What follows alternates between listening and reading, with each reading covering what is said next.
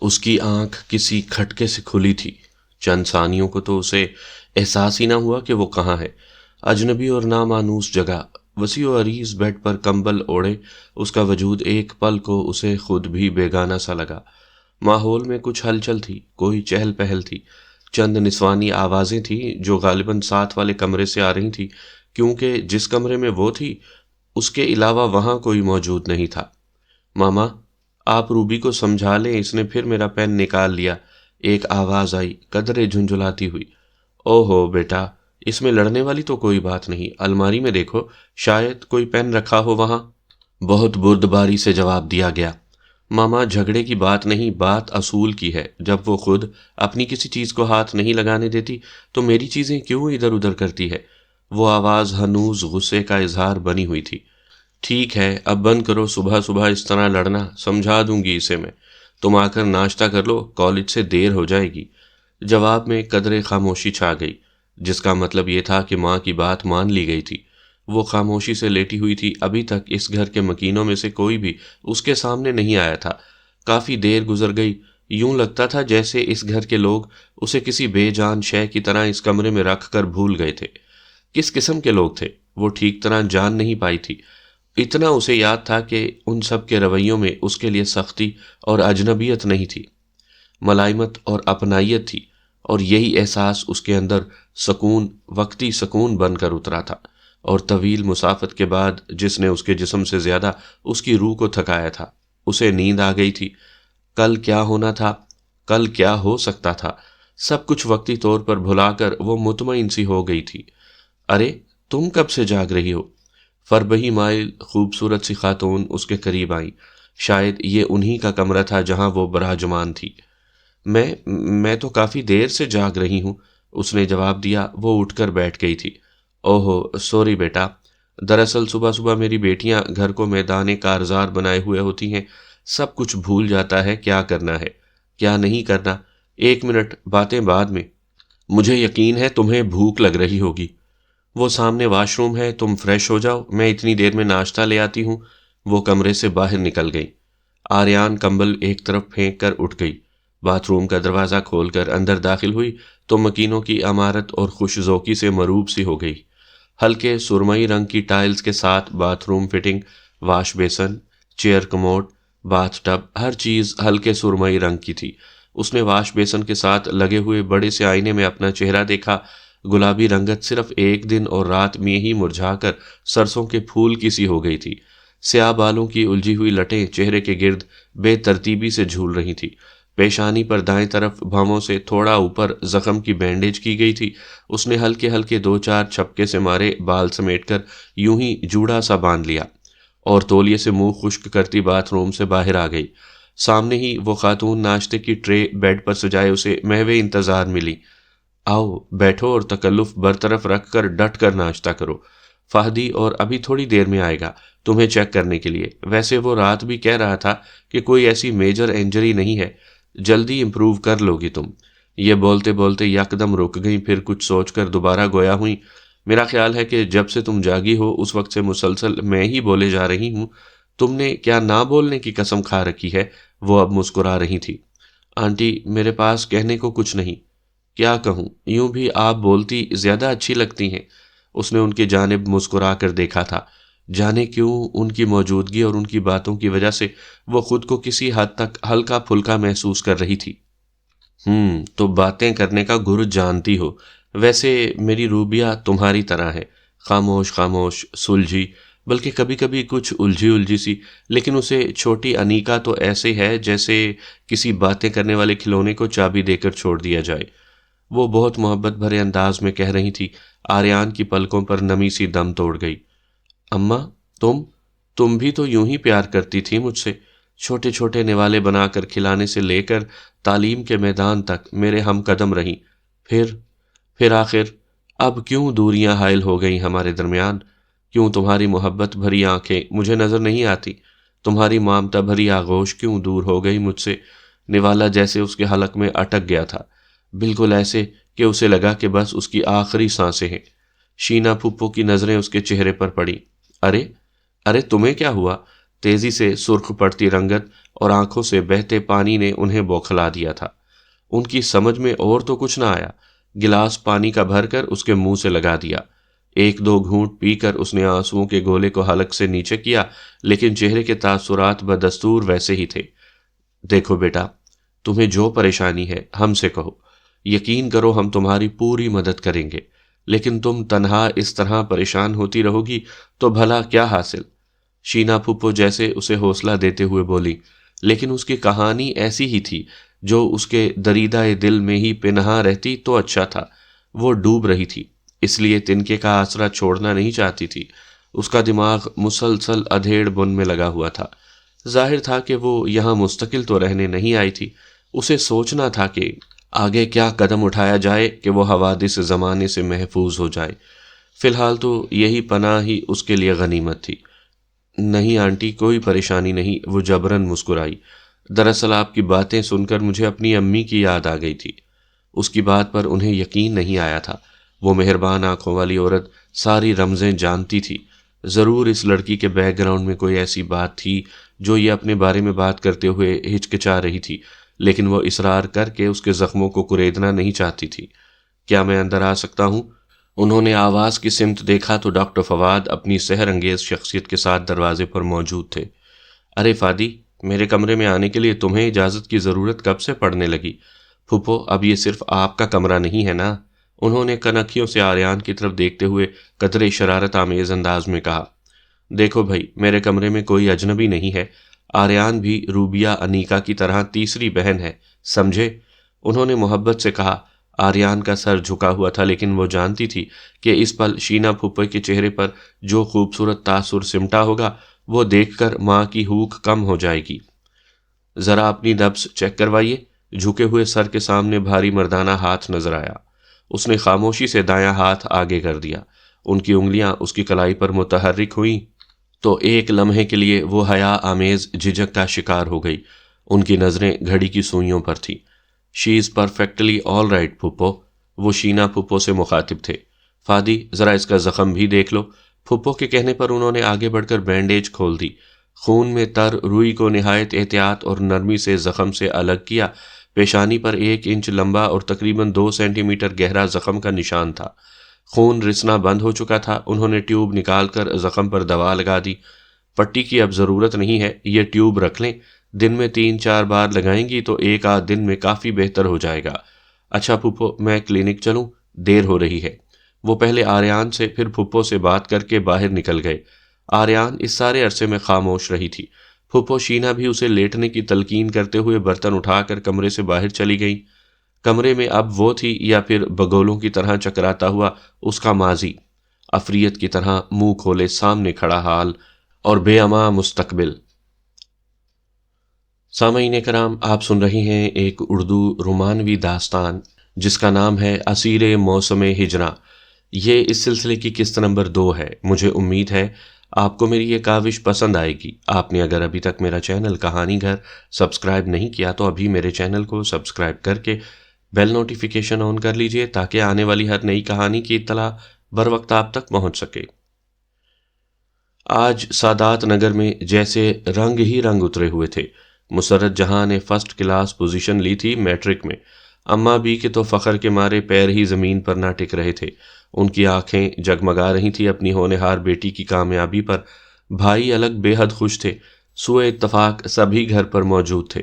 شام کی چائے کے انتظار میں سب درختوں کے نیچے کرسیاں بچھائے بیٹھے تھے جب کرمو نے کوئی رجسٹری لا کر مسرت جہاں کے ہاتھ میں تھمائی۔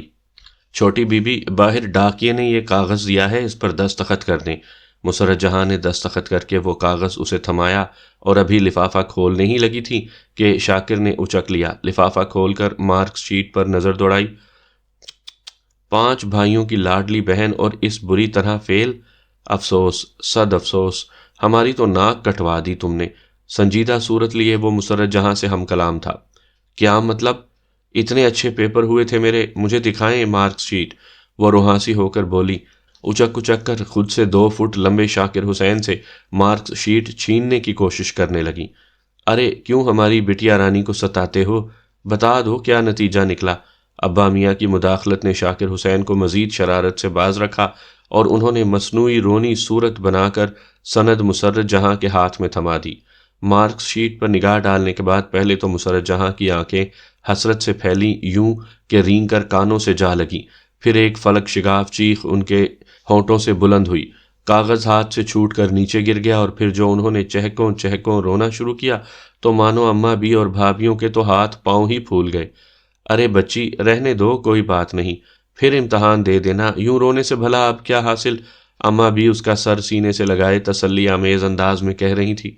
ارے اماں بھی کیوں دل چھوٹا کرتی ہیں، ہم نے تو پہلے ہی عرض کی تھی کہ ان تلوں میں تیل نہیں، آپ ہی کو شوق چرایا تھا۔ اظہر بھائی نے چھیڑا تو مسرت جہاں نے شاکی نظروں سے ان کی طرف دیکھا اور تنک کر بولی، یہ آنسو غم کے نہیں خوشی کے ہیں، دشمن جلتے رہیں۔ اماں بھی ہم پاس ہو گئے ہیں، 850 میں سے 650 نمبر لیے ہیں۔ وہ اظہر بھائی کو زبان دکھا کر چڑھا رہی تھی۔ اماں بھی تو خوشی سے نہال ہو گئیں، جھٹ سے بڑھ کر ان کی پیشانی چوم لی۔ ابا میاں نے اسی وقت جیب سے 500 کا نوٹ نکال کر ان کے ہاتھ پر دھرا۔ شفقت بھائی اور عارف بھائی دونوں زمینوں پر گئے ہوئے تھے۔ بابر بھائی نے کہا کہ جو ان کی لاڈلی بہن فرمائش کرے گی وہ پوری کریں گے۔ تو ٹھیک ہے بابر بھائی، مجھے کالج میں ایڈمیشن دلوا دیں، مسرت جہاں دلارے سے بولیں تو بابر بھائی ایک لہجہ خاموش ہو کر ابا میاں کی صورت دیکھنے لگے، جن کے چہرے پر مسرت جہاں کی فرمائش سن کر سنجیدگی سی طاری ہو گئی تھی۔ گھر بھر میں میٹرک سے آگے صرف اظہر بھائی اور شاکر ہی گئے تھے، اب مسرت جہاں بھی اس میدان کارزار میں اترنا چاہتی تھی۔ اماں بھی کچھ خاموش نگاہوں سے مسرت جہاں کو دیکھنے لگیں۔ کیا ہوا ابا میاں، کیا میں نے کچھ غلط کہہ دیا؟ ابا میاں اتنے اچھے مارکس آئے ہیں میرے، کسی بھی اچھے کالج میں آسانی سے ایڈمیشن مل جائے گا۔ بات یہ نہیں ہے بیٹا جی، ہم جانتے ہیں کہ آپ کا ذہن بہت اچھا ہے، تعلیمی ریکارڈ بھی قابل تعریف ہے، لیکن ہمیں افسوس ہے کہ ہم آپ کو آگے پڑھنے کی اجازت نہیں دے سکتے۔ ابا میاں کے حتمی انداز نے پل بھر کو ماحول پر سکوت طاری کر دیا۔ مسرت جہاں کو تو جیسے سانپ سونگھ گیا، شاید انہیں توقع نہیں تھی کہ ابا میاں یہ فیصلہ صادر کر دیں گے۔ لیکن کیوں ابا میاں؟ بہت دھیمی آواز میں انہوں نے کمزور سا احتجاج کیا۔ اس لیے کہ بیٹیاں گھر کی چار دیواری کے اندر اچھی لگتی ہیں۔ ابا میاں یہ کہہ کر اٹھ گئے اور اپنے ساتھ ساتھ خوشیوں کے سارے رنگ بھی سمیٹ کر لے گئے تھے۔ آہستہ آہستہ کرسیاں خالی ہونے لگیں۔ مقصوم بھابھی اور شینا بھابھی اٹھ کر کچن کی طرف چل دیں۔ اظہر بھائی کسی دوست سے ملنے نکل کھڑے ہوئے اور شاکر اپنے کمرے کو چل دیے۔ اب وہاں صرف اماں بھی تھیں یا پھر بابر بھائی؟ مسرت جہاں نے عجیب سے انداز میں ان دونوں کی طرف دیکھا۔ اماں بھی، ابا میاں کیا سمجھتے ہیں مجھے؟ کیا ان کا یہ خیال ہے کہ پڑھ لکھ کر میں اس خاندان کی ذلت کا باعث بنوں گی؟ اماں بھی، کیا میں نہیں جانتی کہ کن حدود کا تعین کیا گیا ہے ہمارے خاندان میں لڑکیوں کے لیے؟ وہ بولتی ہوئی ان کے قریب نیچے بیٹھ گئیں، ان کے گھٹنوں پر ہاتھ رکھ دیے۔ اماں مجھے اجازت لے دیجیے، میں وعدہ کرتی ہوں کبھی ان حدود کو پار نہیں کروں گی جو میرے لیے مقرر کی جائیں گی۔ پلیز اماں بھی، ابا میاں کو منا لیں۔ ان کے لہجے اور آنکھوں میں التجا تھی۔ بیٹا تم اچھی طرح جانتی ہو تمہارے ابا میاں ایک بار جو فیصلہ کر لیں کبھی اس سے ہٹتے نہیں ہیں۔ انہوں نے کچھ سوچ کر ہی ایسا کہا ہوگا، وگرنہ وہ تمہارا دل کبھی نہیں دکھا سکتے۔ انہوں نے مسرت جہاں کو سمجھانا چاہا۔ اماں بھی صرف ایک بار کوشش کر کے تو دیکھیں، ممکن ہے آپ کی بات مان جائیں وہ۔ مسرت جہاں نے ہمت نہیں ہاری تھی۔ ٹھیک ہے ایک بار بات کر کے دیکھ لیتے ہیں۔ بابر بھائی بھی مسرت جہاں کے ہم نوا بن گئے۔ اماں بھی خاموشی سے دونوں کی طرف دیکھ رہی تھی، لیکن ان کا ذہن کہہ رہا تھا کہ الفاظ رائے گاں جائیں گے۔ وہ ان کے شریک حیات تھے، زندگی کی 32-33 بہاریں ان کے سنگ دیکھی تھی انہوں نے۔ ان سے زیادہ بہتر بھلا کون جان سکتا تھا کہ شبیر حسین جس قدر نرم دل رکھتے تھے، اندر سے چٹان کی طرح سخت اور مضبوط تھے۔ ان کے فیصلے شروع سے ہی مقدم جانے جاتے تھے۔ کسی میں جرأت نہیں تھی کہ کوئی فیصلے میں ترمیم کی خواہش کرتا یا ان کی ماننے میں کوئی عذر لنگ گڑتا۔ خود اماں بھی نے کبھی ان کے جلال کو آواز دینے کی کوشش نہیں کی تھی۔ جو کچھ انہوں نے کہا فوراً تسلیم کر لیا، شاید اسی لیے ان کی اچھی نبھی تھی۔ لیکن اب مسرت جہاں کی فرمائش سن کر وہ مخمصے میں پڑ گئی تھی۔ اتنا تو وہ جان گئی تھی کہ جو فیصلہ انہوں نے کر لیا ہے وہ بدلے گا نہیں، لیکن بیٹی کا دل رکھنے کی خاطر انہوں نے ابا میاں سے بات کرنے کی ٹھان لی۔ رات کا کھانا کھانے کے بعد جب سب اپنے اپنے کمروں کو سدھار گئے اور ابا میاں حسب معمول کچھ دیر کے لیے اسٹڈی روم میں جا بیٹھے تو اماں بھی ان کے پیچھے اسٹڈی روم میں چلی آئیں۔ کیا بات ہے زہرا خاتون، آپ کچھ پریشان ہیں؟ ابا میاں نے خاموش بیٹھی اماں بی سے پوچھا۔ ان کے اس طرح آ کر بیٹھ جانے اور بات نہ کرنے سے ابا میاں یہ تو سمجھ گئے تھے کہ انہوں نے کوئی بہت اہم بات کرنی ہے، لیکن ان کی ناراضگی یا خفگی کے ڈر سے کہہ نہیں رہی۔ آپ کچھ کہنا چاہتی ہیں؟ انہوں نے جیسے حوصلہ آمیز انداز اپنایا۔ شاہ جی، ساری زندگی آپ نے جو کہا میں نے تسلیم کیا، کبھی آپ کی کسی بات کسی حکم سے سرتابی کی جرت نہیں کی، تو آپ کو تجدید کی ضرورت کیوں پیش آ گئی؟ ابا میاں نے مسکرا کر ان کی طرف دیکھا۔ اس لیے کہ آج پہلی بار آپ سے کچھ مانگنے آئی ہوں، سوچتی ہوں ایسا نہ ہو کہ دستے سوال دراز کرنے کے بعد خالی لوٹ آنے کا پچھتاوا مل جائے۔ کیا مطلب؟ کیا آپ ہم سے کوئی ایسی چیز مانگنا چاہتی ہیں جس کی قدرت ہم نہیں رکھتے؟ ابا میاں سیدھے ہو بیٹھے تھے۔ کتاب جو ان کے ہاتھ میں تھی انہوں نے بند کر کے سامنے ٹیبل پر رکھ دی اور یوں پوری طرح اماں بی کی طرف متوجہ ہو گئے۔ نہیں، قدرت تو رکھتے ہیں، لیکن شاید وہ چیز آپ دینا نہ چاہیں۔ اماں بی کا انداز انہیں الجھائے جا رہا تھا۔ زہرہ خاتون، یہ آج آپ کس انداز میں بات کر رہی ہیں؟ جو بھی کہنا ہے کہہ دیجئے۔ یقین جانیے اگر اس چیز پر ہمارا اختیار ہوا، آپ کی فرمائش پوری کرنے کی جرت ہم میں ہوئی تو باخدا انکار نہیں کریں گے۔ میں آپ سے یہ کہنا چاہتی ہوں کہ مسرت جہاں زمانے کی اونچ نیچ اپنا اچھا برا سمجھتی ہے، عزت ذلت کا خیال رکھ سکتی ہے، اس کی آرزو ہے کہ اسے آگے پڑھنے دیا جائے۔ میرا خیال تو یہ ہے کہ اس میں ایسی قباحت بھی نہیں۔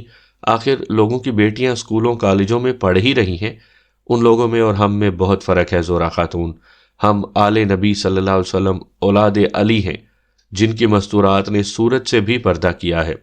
ہم کس طرح مسرت جہاں کو کھلے منہ کالج آنے جانے کی اجازت دیں؟ ہم ان کی ایسی بے پردگی کے متحمل نہیں ہو سکتے۔ انہوں نے پڑھنا ہے تو ہم انہیں کتابیں منگوائے دیتے ہیں، گھر بیٹھ کر پڑھیں اور پیپر دیں۔ شاہ جی، کالج میں جا کر پڑھنے اور خود تیاری میں بہت فرق ہے۔ پھر جو وہ مضامین چاہتی ہے وہ ایسے گھر بیٹھے نہیں پڑھے جا سکتے۔ زہرہ خاتون، زندگی کے اتنے سال گزار کر بھی آپ سمجھ نہیں پائیں کہ ہمارا مزاج کیا ہے، ہم کیا چاہتے ہیں۔ افسوس، صد افسوس، ہم اور اب کیا کہہ سکتے ہیں جب زندگی کا ساتھی ہی سمجھ نہ پائے۔ انہوں نے میز پر سے کتاب اٹھا لی تھی۔ یہ گویا اس بات کا اشارہ تھا کہ وہ اب اس موضوع پر مزید گفتگو نہیں کرنا چاہتے۔ اماں بھی گو پہلے ہی جانتی تھیں کہ وہ اپنا فیصلہ کسی صورت نہیں بدلیں گے۔ وہ خاموشی سے ان کے پاس سے اٹھ گئیں، کچھ ملول سی تھیں کہ صبح مسرت جہاں کے پوچھنے پر کیا کہیں گی۔ اپنے کمرے میں آتے ہوئے انہوں نے مسرت جہاں کے کمرے کی بتی کو جلتے دیکھی تھا۔ وہ ان کے دل کی بے چینی کو جان گئی۔ مسرت محنتی تھی، لائق تھیں اور پڑھائی کی شوقین بھی۔ خود اماں بھی واجبی سی پڑھی لکھی ہوئی تھی، لیکن تعلیم کے حصول کو برا نہیں سمجھتی تھی۔ پھر اب تو زمانہ بدل گیا تھا، بیٹا اور بیٹی دونوں کو مساوی حقوق دیے جا رہے تھے۔ پھر ان کے گھر میں بیٹی کے لیے الگ سے قوانین کیوں وضع کیے جا رہے تھے؟ رات ایسی ہی سوچوں میں گزر رہی تھی، جانے کس گھڑی پلک سے پلک لگی، اذانوں سے کچھ دیر بعد آنکھ کھلی۔ وضو کر کے فجر کی نماز ادا کرنے کے بعد وہ تسبیح کر رہی تھی جب دروازے سے مسرت جہاں داخل ہوئیں۔ سفید قمیض شلوار پر بڑا سا انڈین ململ کا دوپٹہ اوڑھے وہ اجلی نکھری صبح کا ہی حصہ لگ رہی تھی۔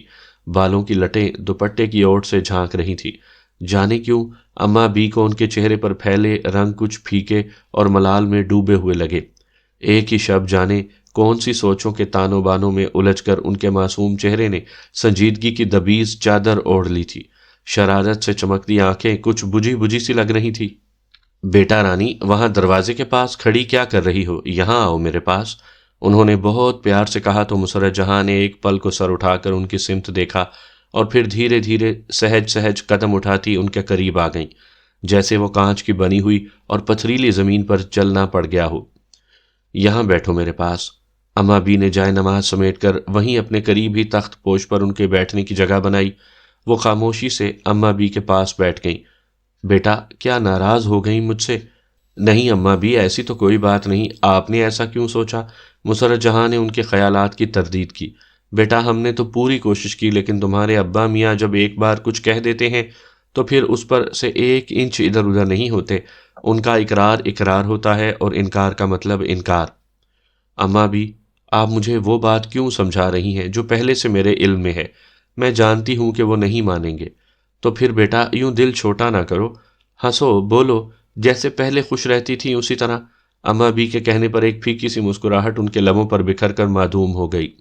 اماں بی، میرا ایک خواب تھا، میں ڈاکٹر بننا چاہتی تھی اور خواب ہی تو زندگی کا حاصل ہوتے ہیں، مجھے کم سے کم اپنی خوابوں کے ٹوٹنے پر اداس تو ہونے دیں۔ ان کی بات سن کر اماں افسردہ سی نظروں سے ان کی طرف دیکھنے لگیں۔ بیٹا، میرے اختیار میں ہوتا تو تمہارے خواب ٹوٹنے نہ دیتی۔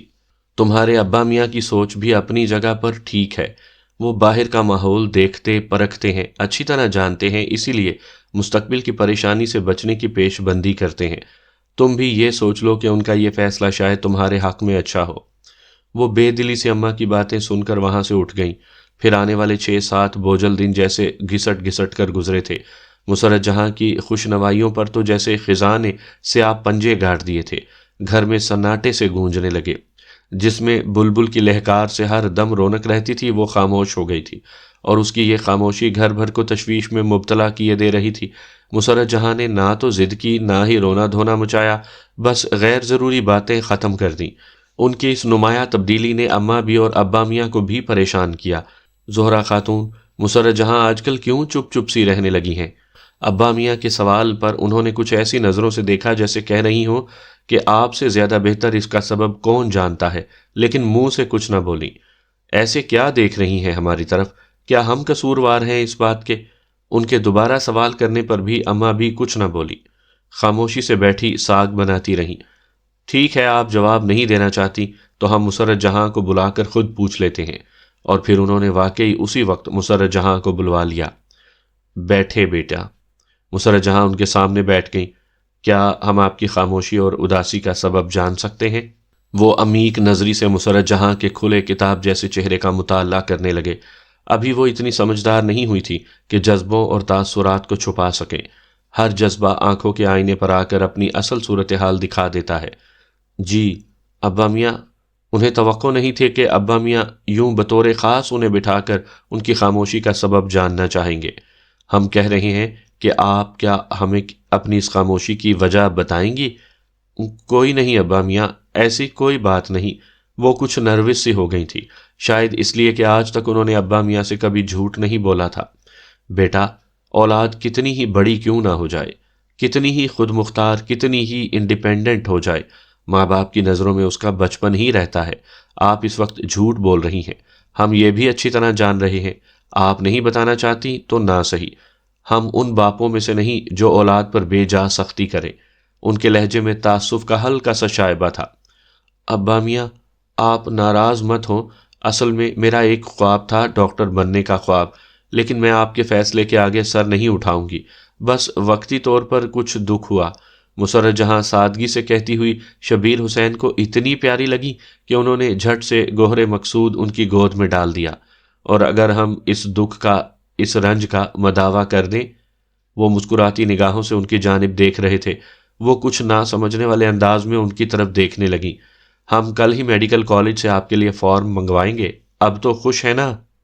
ان کی بات سن کر مسرت جہاں کو اپنے کانوں پر یقین نہ آیا، گویا ایک مزدہ جاں کرا تھا جس کا حرف حرف ان کے اندر روح بن کر اتر گیا تھا۔ لیکن ایک بات، اسے ہماری پہلی اور آخری نصیحت، تنبیہ یا پھر حکم سمجھ لیں کہ اپنے خوابوں کی تکمیل میں ہماری عزت و حرمت کا خون مت شامل کیجیے گا۔ جس بے داغ پوشاک میں ملبوس ہیں آپ، اس پر ہم ذلت کا کوئی چھینٹا نہیں برداشت کر پائیں گے۔ ابا میاں کے جملوں میں جانے کیا تھا کہ ایک پل کو مسرت جہاں لرز کر رہ گئیں، لیکن ان احساسات پر بہت جلد خوشی کا احساس غالب آ گیا۔ گھر بھر کو خبر ہو گئی تھی کہ مسرت جہاں کو ابا میاں نے کالج میں ایڈمیشن لینے کی اجازت دے دی۔ بھابھیوں نے مبارکباد دی، سوائے عارف بھیا کے۔ ابا میاں کے اس فیصلے کو سبھی نے سراہا تھا۔